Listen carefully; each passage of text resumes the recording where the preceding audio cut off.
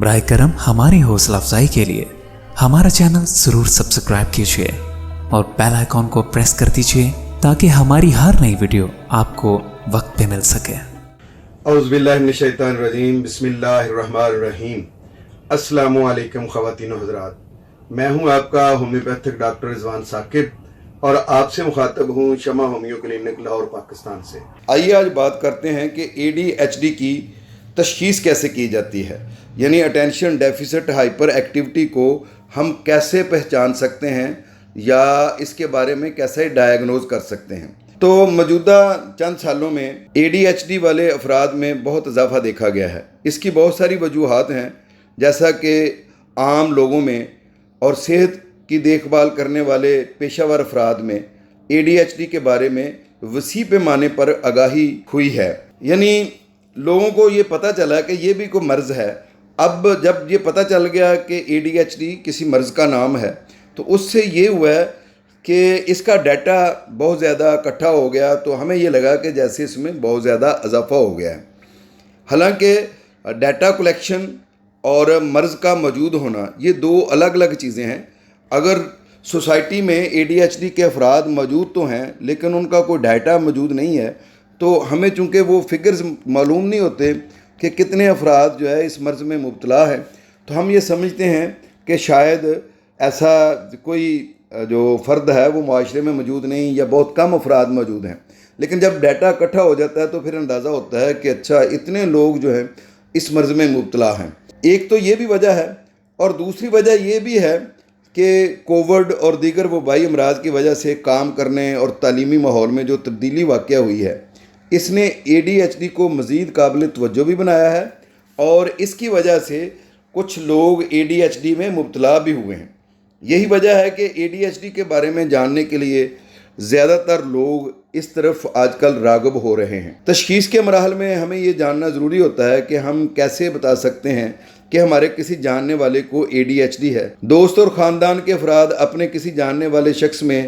اے D H D کی علامات بآسانی محسوس کر سکتے ہیں، جیسا کہ کسی فرد میں منظم زندگی گزارنے میں دشواری، مثال کے طور پر وقت کی پابندی نہ کرنا، طے شدہ ملاقاتوں کا چھوٹ جانا، اکثر دیر سے پہنچنا یعنی طے شدہ وقت پر نہ پہنچ سکنا، اور ادھورے یا نامکمل منصوبے، کام یا تعلیمی کارکردگی میں غلطیاں، غصے کو قابو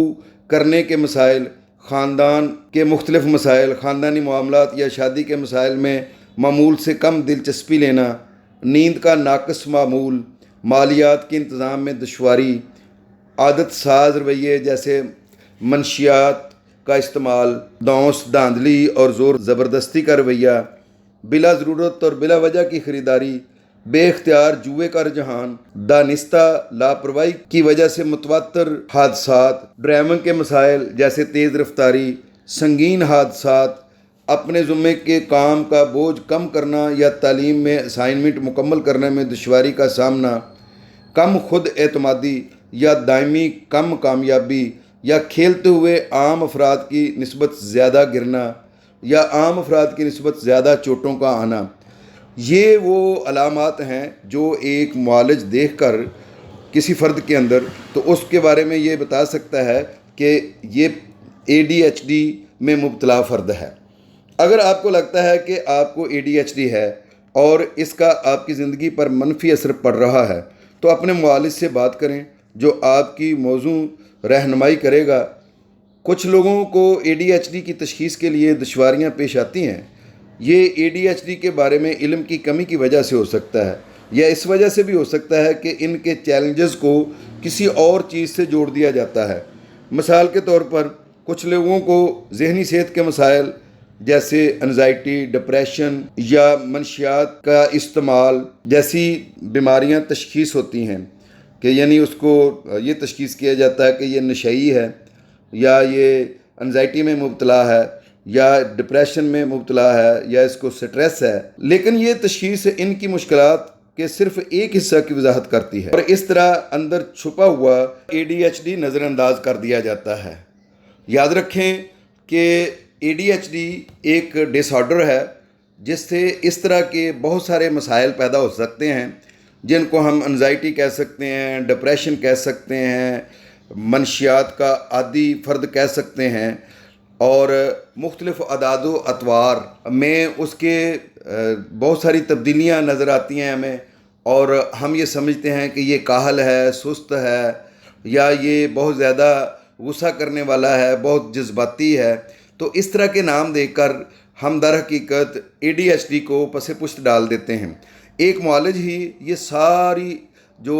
تشخیص ہے وہ کرتا ہے، اور ڈائگنوز کرنے کے بعد وہ ڈکلیئر کر سکتا ہے کہ یہ فرد ADHD میں مبتلا ہے یا اس کو کوئی دوسرا مرض ہے. بہت شکریہ. اللہ حافظ. السلام علیکم. شمع ہومیو کلینک اب آن لائن چیک اپ کی سہولت بھی فراہم کر رہا ہے. دنیا کے کسی بھی کونے سے اب آپ گھر بیٹھے کسی بھی مرض کے بارے میں آڈیو اور ویڈیو کال کے ذریعے مشورہ کر سکتے ہیں. مزید معلومات کے لیے رابطہ کیجیے 0303 7578 803 0303 7578 803.